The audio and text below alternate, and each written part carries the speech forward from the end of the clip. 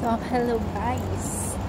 Ayan, magsusundo si Inday sa kanyang alaga. So, ayan pa lang natapos. So, anong oras na? Alas 7 na. So, kapit lang Inday. Sobrang lamig. Malamig na siya. So, tatawid tayo.